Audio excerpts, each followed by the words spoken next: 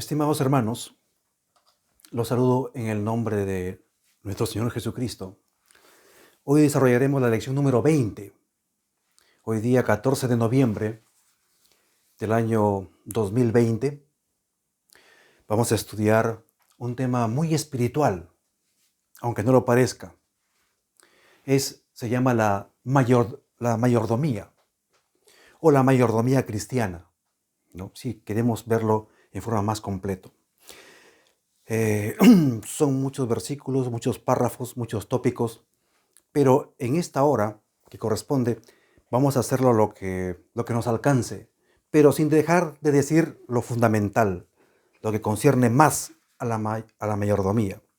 El versículo motivador, Lucas 12:42.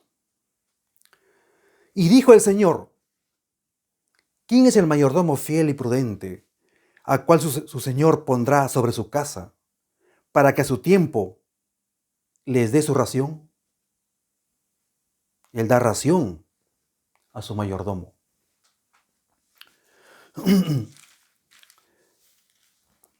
Primero, antes de avanzar, tenemos que puntualizar definiendo qué es un mayordomo.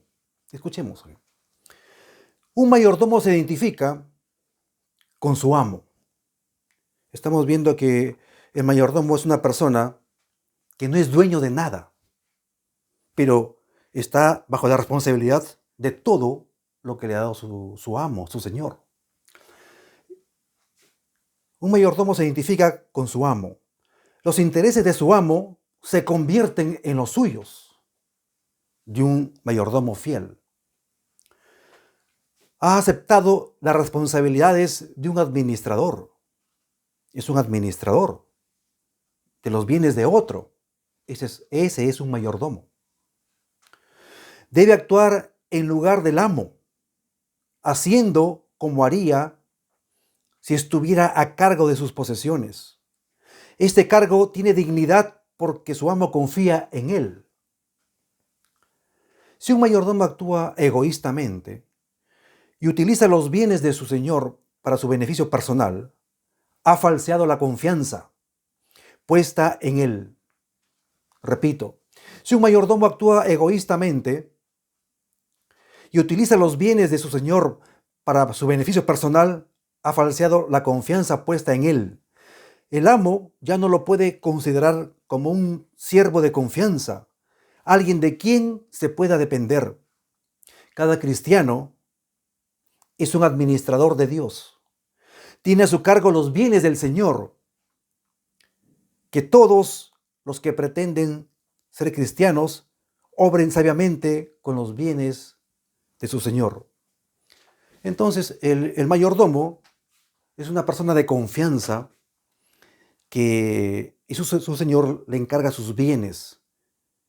El mayordomo administra cosas que no le pertenecen a él, pero es llamado a administrar fielmente. Vamos a avanzar. La pregunta 1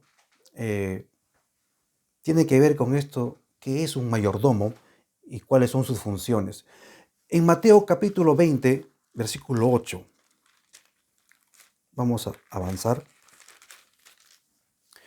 Cuando llegó la noche, el señor de la viña dijo a su mayordomo. Estamos definiendo y vamos a ver que se refiere a ti y se refiere a mí, estimado hermano. Cuando llegó la noche, el señor de la viña dijo a su mayordomo: llamad a los obreros y pagadles el jornal, comenzando desde los postreros hasta los primeros. Al mayordomo no le corresponde hacer reclamo, por muy ilógico que sea la forma de pago, porque su señor le dijo: mayordomo, ven, llama al resto de obreros y págales al contrario, ¿no?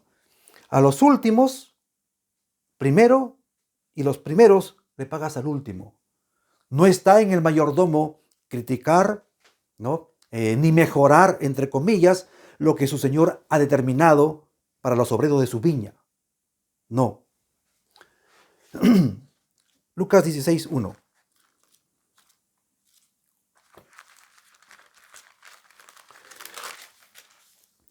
dijo también a sus discípulos: había un hombre rico que tenía un mayordomo. ¿Quién es un mayordomo? Y este fue acusado ante él como disipador de sus bienes.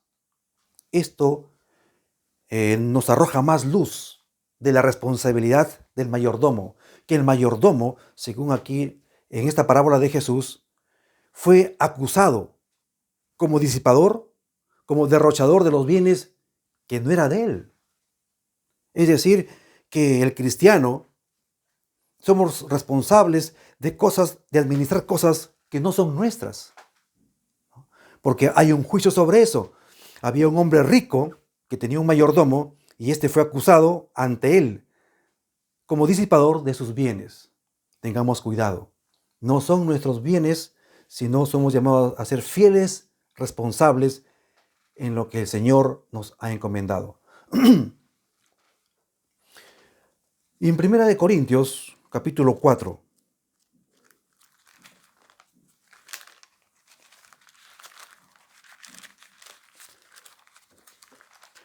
dice así: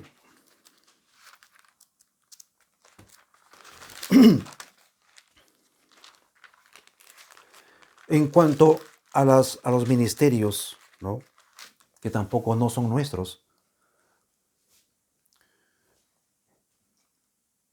1 Corintios 4, 1 y 2. Así pues, tengamos los hombres por servidores de Cristo y administradores de los ministerios de Dios. Ahora bien, se requiere de los administradores que cada uno sea hallado fiel. En el concepto de San Pablo, es que él y el resto, y nosotros, somos administradores de los bienes de otro. Y se requiere que el administrador sea hallado fiel. Bien, ahora sí, hay un párrafo que no puedo eludirlo. Dice: en la creación, Dios compartió con la humanidad sus posesiones y continúan siendo el verdadero dueño del mundo, Dios. El Señor sigue siendo dueño de sus habitantes y lo que contiene. En la cruz confirmó su posición de lo que el hombre había perdido a manos de Satanás en la caída. Ahora le encarga a su pueblo que sirvan como mayordomos de sus posesiones. Un mayordomo es una persona a la cual se le encarga el manejo de la casa o la propiedad de otro, ¿no? Tú puedes ser pastor, pero los rebaños no son tuyos. La iglesia y los miembros no son tuyos. Es del Señor.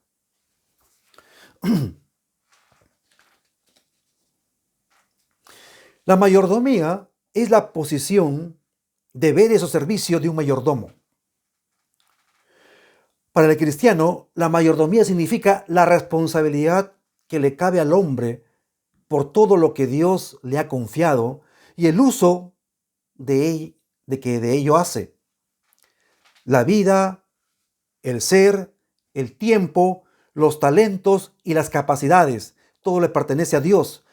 También las posesiones materiales, las oportunidades de servir a otros y su conocimiento de la verdad. Todo eso Dios nos ha dado para administrarlo. No son nuestros talentos, nuestro cuerpo, nuestras capacidades, ni las verdades tampoco no son nuestras. Recuerden que Jesús dijo: yo soy el camino, la verdad y la vida.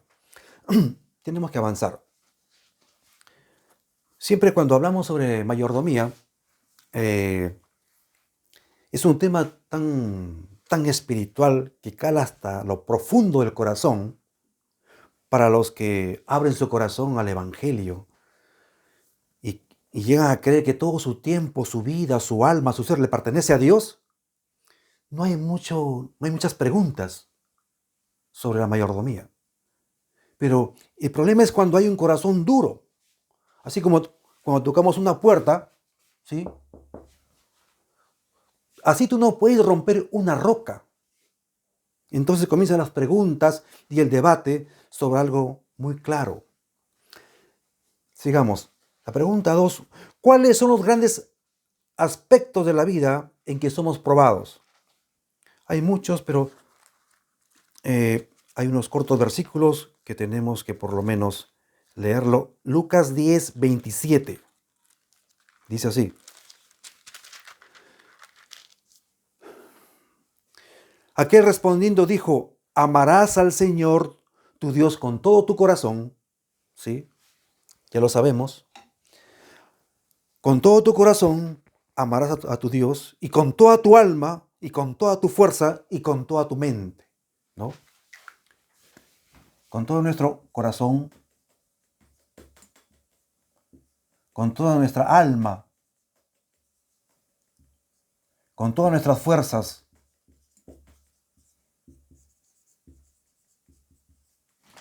y con toda nuestra mente. Así lo estaba sintetizando ya la ley, el Señor Jesucristo, el amor con todo, ¿no? La segunda, Efesios capítulo 5,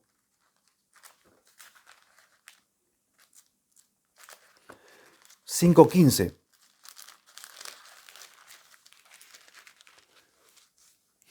Mirad pues con diligencia cómo andéis, no como necios, sino como sabios, aprovechando bien el tiempo, porque los días son malos, ¿no? Es decir, no solamente nuestro cuerpo, como vamos a ver, sino también nuestro tiempo. La mayordomía es totalizante, ¿no? Es decir, nuestro cuerpo, nuestro tiempo, ¿no? Porque dice que aprovechando bien el tiempo, dice el versículo 16, porque los días son malos. No podemos estar derrochando el tiempo, porque también eso nos ha dado Dios.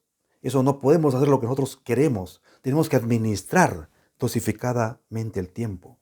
Algunos han llegado a comprarse un papel así de contador y a poner las horas y los minutos que hacen, lo cual es correcto.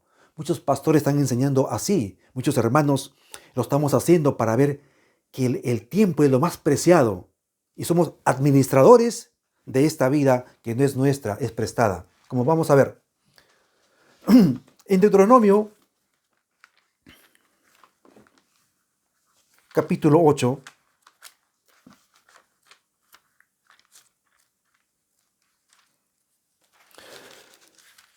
versículo 18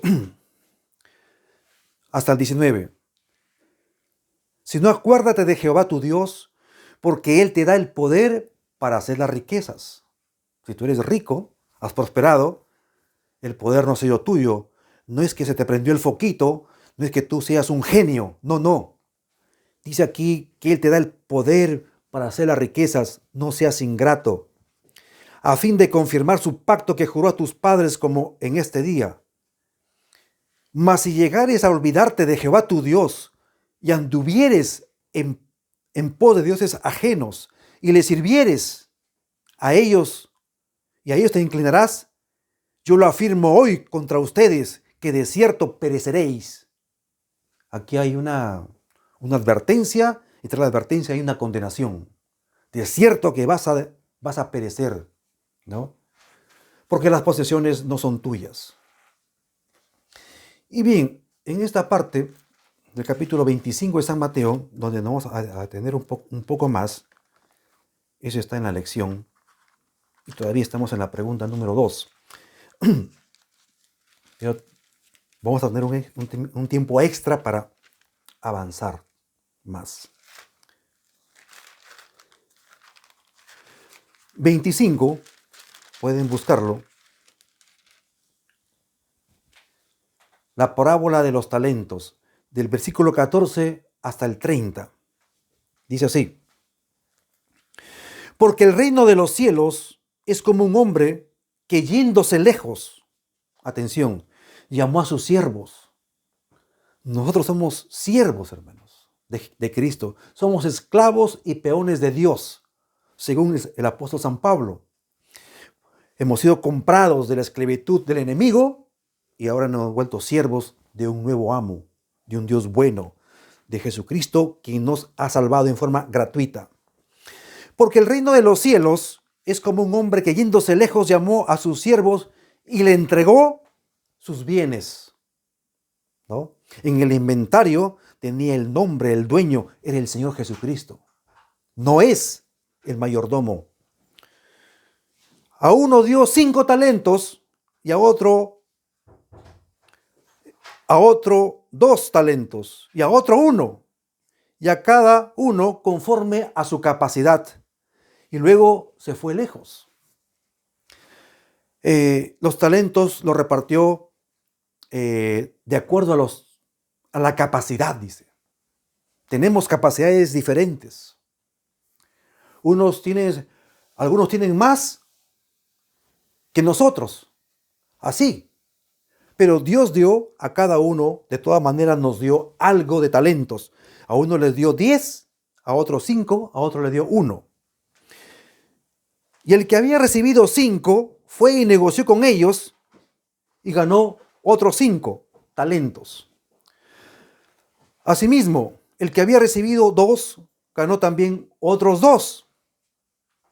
Pero el que había recibido 1 fue y cavó en la tierra y escondió el dinero de su señor. Eso está en el versículo 18, hermanos, ¿no?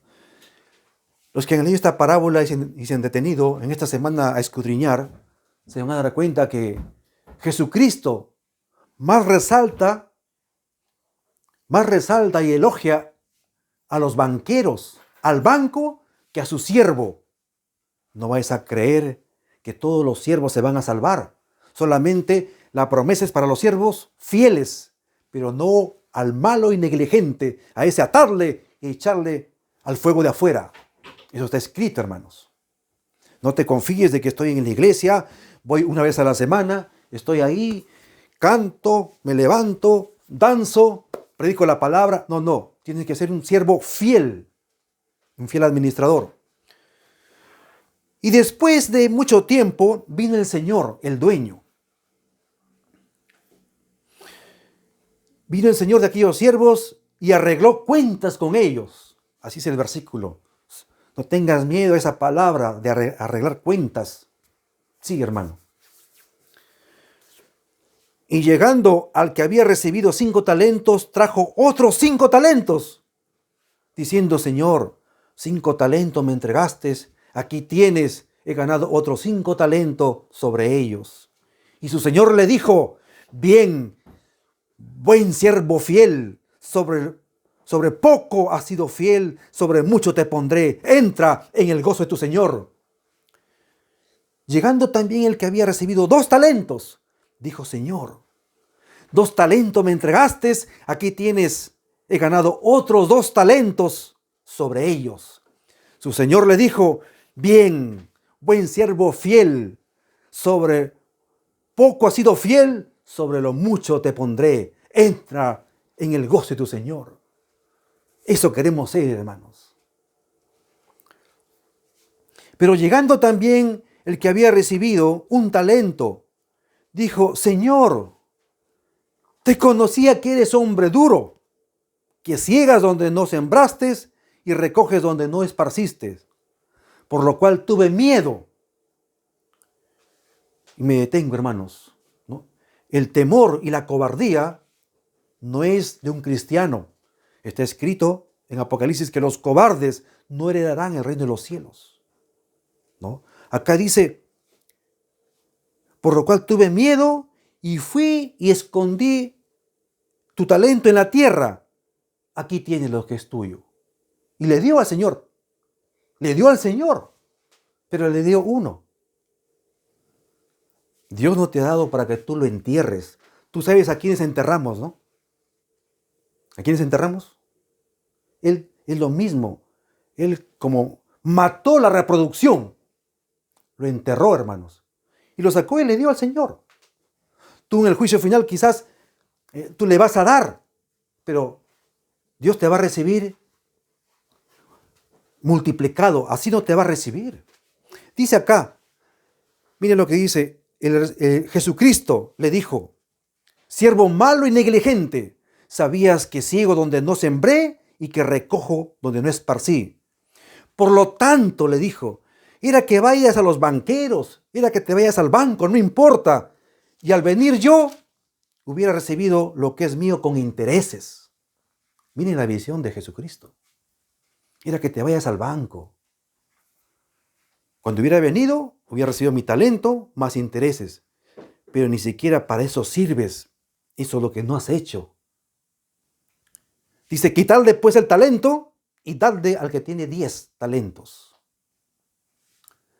Porque el que tiene le será dado y tendrá más. Y al que no tiene, aún lo que tiene se le será quitado. Y al siervo inútil echarle en las tinieblas de afuera, y ahí será el lloro y crujir de dientes. Hermano, estamos hablando de la mayordomía. Esta es la parábola central de la lección. Acá hay una cosa, hermanos, que dice acá. Acá la queja del irresponsable, del negligente, del siervo inútil. Dice, tuve miedo, dice, te conocía que eres hombre duro, ¿no? Jesucristo. Que sigas donde no sembraste y recoges donde no esparcí. Porque es cierto, hermanos. Dios ha encargado no a los ángeles, sino al hombre la obra misionera. A ti y a mí nos corresponde ir a tocar puertas, predicar el evangelio, ¿no? Hacer las vigilias. ¿O tú quieres que Dios se arrodille por ti? Te corresponde a ti hacer las buenas obras. Me corresponde a mí también hacer las buenas obras. ¿O quieres que Jesucristo haga la vigilia y se arrodille por ti? Eso nos corresponde a nosotros. Porque todavía dice aquí, le responde el Señor, ¿tú sabes que yo recojo donde no sembré? Dice, que sigas donde no sembraste y recoges donde no esparciste. No, pues, porque le corresponde al obrero, no al Señor, no al dueño. Nos corresponde a nosotros el sacrificio, el trabajo, ser peones. Él es el Señor, hermano. Dice acá, respondiendo Jesús, el Señor, le dijo, siervo malo y negligente, sabes que yo ciego donde no sembré, porque te corresponde a ti. Y que recojo donde no esparcí. Dios no se puede arrodillar por ti. Dios no puede hacer ayuno por ti. Dios no puede tocar la puerta, te toca a ti. Dice que Él te enviará al Espíritu Santo y tú con esa fe suficiente, tú vas a ir en fe y punto. ¿No? Y le dijo, era que vayas, entonces este siervo negligente le devuelve su talento. No, le dijo, no lo aceptó. Era que vayas a los banqueros, al banco, no importa. Pero este fue completamente inútil. Y ahí será cuando se pierda todos los siervos, todos los mayordomos, hermano, en esa época. En el día postrero, en el juicio de Dios, las grandes mayorías serán mayordomos, pero negligentes, infieles. Ahí será el lloro y crujir de dientes, que teniendo muchos talentos, muchos dones, tú sabes, pero lo usaste para tu gloria, tu honra y tu alabanza, y para tus bienes materiales, pero no para la obra del Señor. Ten cuidado.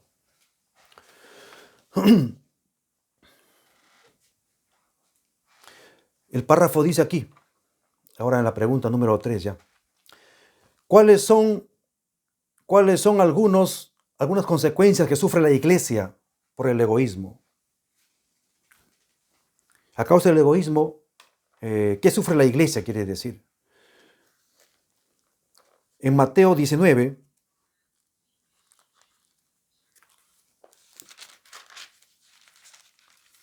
...21 y 22... Jesús le dijo, si quieres ser perfecto, anda, vende lo que tienes y dáselo a los pobres, y tendrás tesoro en el cielo, y ven y sígueme. Oyendo el joven esta parábola, se fue triste porque tenía muchas posesiones. ¿No? Hay 3 cosas aquí. No sé cuál es más doloroso, tú sabrás. Y yo también. Uno, vender lo que tienes, porque ese es el número dos. Darlo a los pobres, desprenderte por ellos. Acá dice así, si quieres ser perfecto, le dijo. Y ven y sígueme. Esa es palabra de Dios. Dios nos invita, hermanos, a tener un corazón desprendido, ¿no? Viene a probar para que tú te sientas mayordomo, no te sientas dueño de lo que Dios te ha dado. Se dice que Abraham Dios le dio muchas riquezas, sí, sí, pero él lo tuvo como prestado, porque él vivía por fe. Sigamos. El párrafo dice, el egoísmo es el pecado del mundo. Ha llegado a ser el pecado prevaleciente en la iglesia. Dios mira con desagrado a su pueblo profeso, a causa de su egoísmo. Dios no puede derramar su espíritu cuando el egoísmo y la indulgencia propia se manifiestan. Esto está en el libro Consejos sobre Mayordomía, página 52. Ahí lo puedes leer.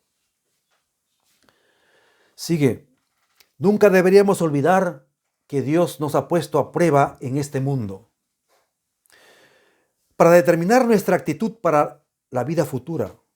Nadie cuyo carácter esté contaminado con la fea mancha del egoísmo podría entrar en el cielo.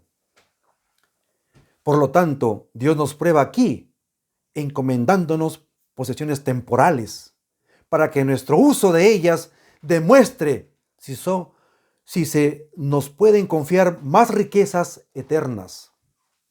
Son pruebas, ¿no? Tenemos el gran caso de Job. Lo tocaremos en otro tema. No quiero salirme de los versículos de la lección, que es muy importante. La 4 nos habla acerca de la reforma pro salud, ¿no? Esto quiere decir, la reforma pro salud es el nuevo estilo de vida en el consumo de alimentos, en otras palabras. Así cuando el pecador se arrepiente, ¿no? Nos arrepentimos de la vida pasada, ¿no? De tener de practicar cosas ilícitas. También Dios quiere cambiar nuestra vida para una mejor salud.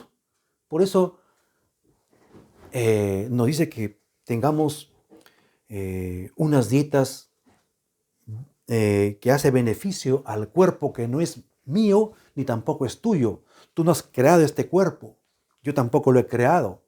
Él sabe las sustancias que necesitamos y las sustancias que no necesitamos.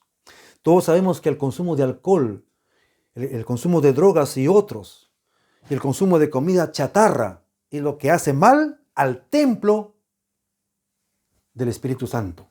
Es nuestro cuerpo cuando creemos en Jesucristo.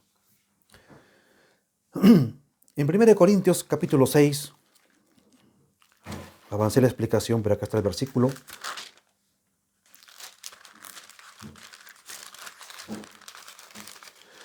(6, 19 y 20).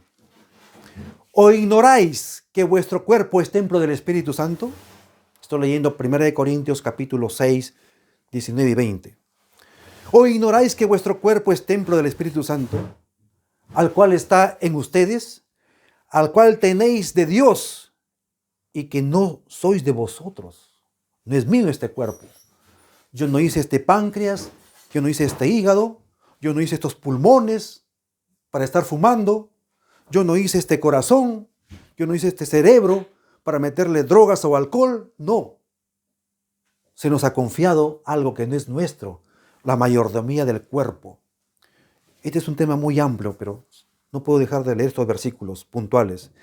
Porque habéis sido comprados por precio. Glorificad, pues, a Dios en vuestro cuerpo y en vuestro espíritu, los cuales son de Dios. Dice el versículo 20. Esto afirma San Pablo.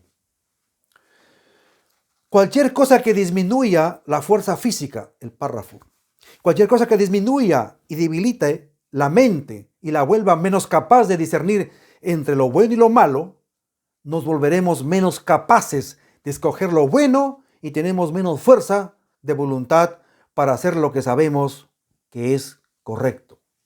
Sí, hermanos. Si tienes una costumbre de consumir alcohol de alguna forma, o hasta en las comidas, debes evitarlo.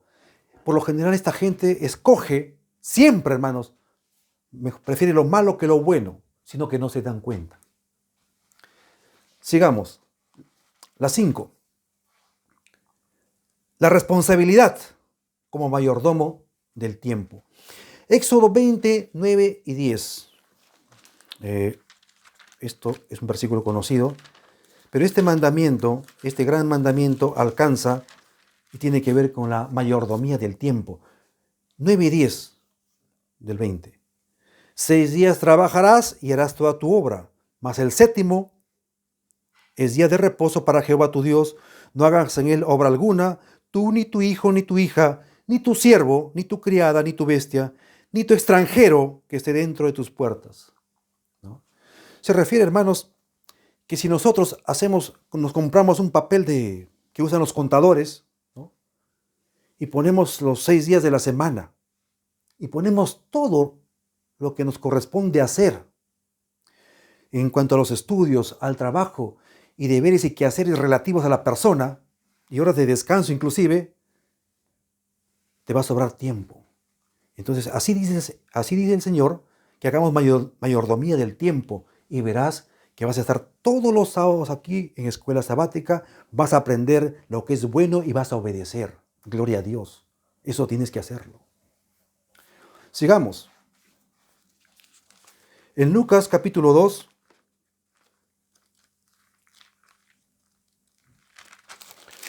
(49). Entonces él les dijo: ¿por qué me buscáis? ¿No sabíais que en los negocios de mi Padre me es necesario estar? Dijo Jesucristo. Esas palabras muy poco se escuchan. Él dice, y todo, mandó a sus discípulos, todo lo que yo he hecho, le he dado como ejemplo para que ustedes hagáis. Él dijo, ¿no sabéis que en los negocios de mi Padre me es necesario estar?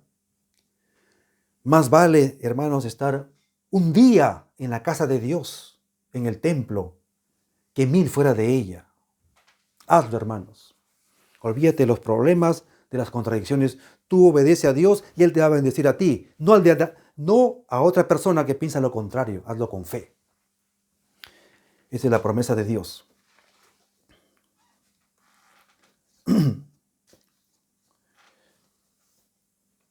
En Efesios 5:6,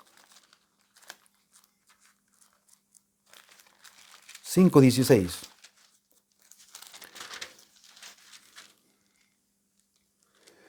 Esto lo hemos leído y dice, aprovechando bien el tiempo porque los días son malos. Tú sabes que en la pandemia, hermanos, has tenido sobra de tiempo. Yo sé que no te ha faltado la comida en tu casa, pero lo has aprovechado haciendo culto matutino seguramente, o haciendo vigilias de medianoche, o estudiando la palabra de Dios. Esas son bendiciones de Dios para que hagamos en la casa toda una relación, una armonía con la palabra de Dios para para afianzarnos en esta vida que nos toca vivir por fe en Jesucristo. Colosenses 4:5 dice así.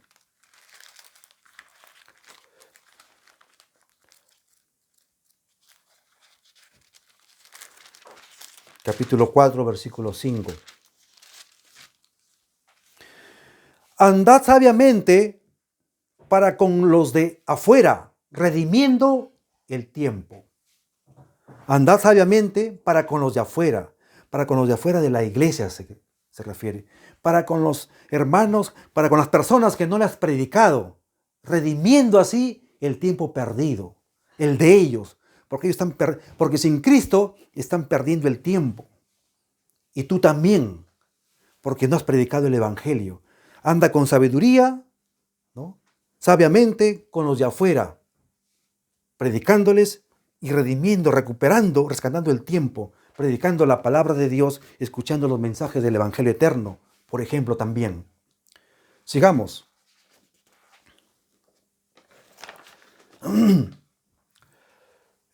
Con este párrafo terminamos, hermanos. El valor del tiempo sobrepuja todo cómputo. Antes de terminar, tengo que decirles que así como ya llega el tema del diezmo, lo cual lo vamos a tocar con amplitud, decimos que, por ejemplo, el diezmo, déjenme avanzar así, no lo damos,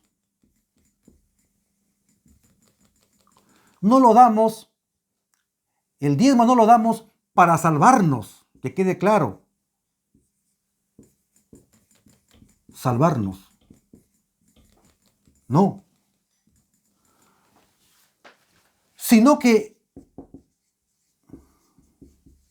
el diezmo,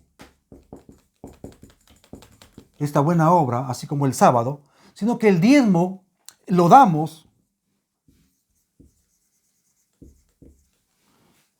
porque ya somos salvos. ¿Sí? Para que quede claro, hermanos. Esta buena obra de sacrificio, de desprendimiento para que el Evangelio siga propagándose, para los ministros, ¿no? Nosotros no lo damos para salvarnos, no, porque nosotros nos salvamos por la obra de Cristo, no nos salvamos por nuestras buenas obras, pero hay que hacerlo, sino que el diezmo lo damos porque ya somos salvos. Esto que quede claro, hermanos. Si no vayan a pensar que el hermano Moisés es un legalista, porque el legalista piensa así, ¿no? Que hace su buena obra para salvarse. Eso no. Pero sí guardamos los mandamientos, incluido damos nuestros diezmos y ofrendas, y nuestro cuerpo, nuestros talentos, nuestra alma, nuestra vida, nuestra capacidad, ¿no? Porque ya somos salvos, hermanos. A lo seguro, se va a invertir para la predicación efectiva del Evangelio. Termino con este párrafo. El valor del tiempo sobrepuja todo cómputo, ¿no? ¿Cuántas veces hemos leído, hermanos, en algunos trailers o camiones, incluso en unos vagones grandes, ¿no? Dice así, ¿no? Dios perdona, el tiempo no. Claro, es un pensamiento popular, porque Dios sí perdona, ¿no? Pero yo voy a esto, que el tiempo no perdona. El tiempo, hermanos, debemos de dedicarlo a la obra misionera. Muchos cristianos se han dedicado a otras actividades, a muchas obras, pero a cosas que Dios no les ha mandado. Acá nos dice que regresemos a los caminos apostólicos. Cristo consideraba precioso todo momento. Así es como hemos de considerarlo nosotros. La vida es demasiado corta para que se disipe. No tenemos sino unos pocos días de gracia en los cuales prepararnos para la eternidad. No tenemos tiempo para perder. Tampoco tenemos tiempo para entregarnos al pecado. Eso está en Palabras de Vida del Gran Maestro, página 265. Que Dios bendiga su palabra y continuaremos. Amén.